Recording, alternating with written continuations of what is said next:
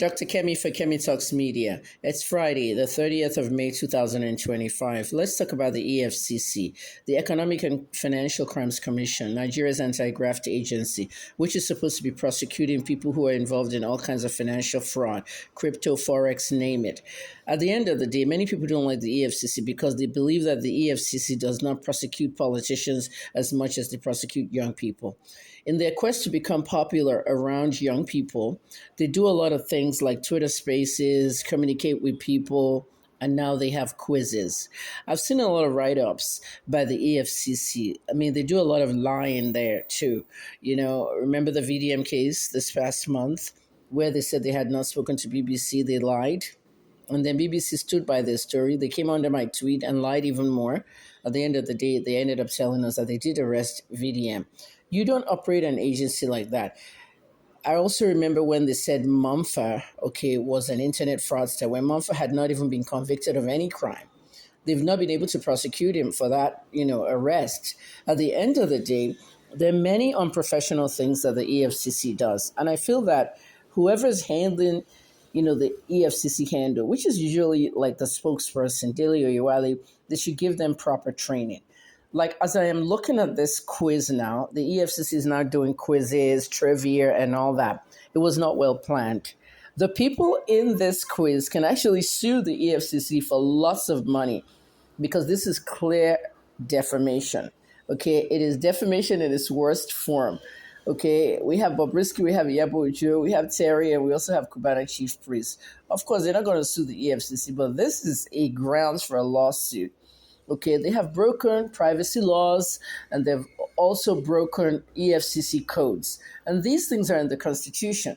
Nigerian journalists will not pay attention or point this out because, of course, we know they're owned by the politicians and the businessmen, so they wouldn't even touch it. I don't really do anything with Nigeria anymore. I'm not online on any of my platforms anymore. I'm only on YouTube and my X account, Blog in Washington. However, look at this quiz.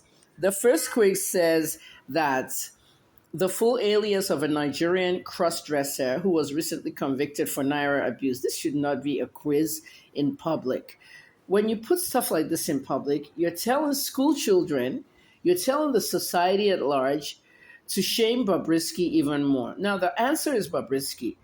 You already exposed him as what? A Nigerian cross-dresser, recently convicted. And you've already promoted him to other countries that are going to deny him a visa. This is why Bobrisky should sue the EFCC. Iyabo name is also in the quiz. Iyabo too should sue the EFCC because her name was taken as a choice for answer. So does Terry Akbala and Cubana Chief Priest. They're not going to sue, but honest to God, if my name was on there, it would not even be funny. This is a violation of privacy as well as defamation. The second question says the name of the former governor who was successfully prosecuted by the EFCC and convicted. Yaya Bello, he should sue the EFCC because he hasn't been even convicted of anything, nor prosecuted. Willie Obiano, Peter Odili, Lucky Benedion. Or I believe Lucky Benedion is the answer, but all these people need to sue the EFCC. The next question says, from which account was the initial $50 billion given to NEL Fund by the federal government for student loans? Which account?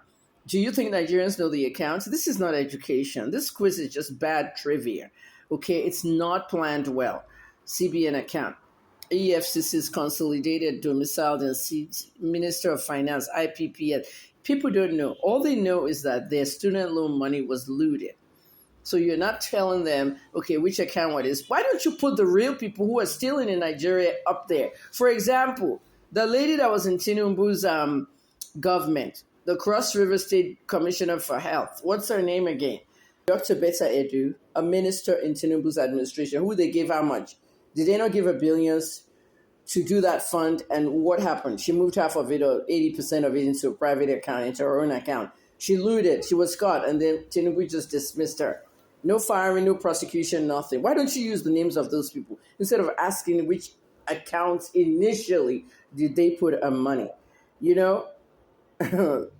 This fourth question asks, which section of the EFCC Establishment Act forbids the public from giving false information to officers of the commission. You guys gave the public false information when you said you did not arrest VDM and you did not talk to BBC. Was that not false information? You contradict yourself at the EFCC.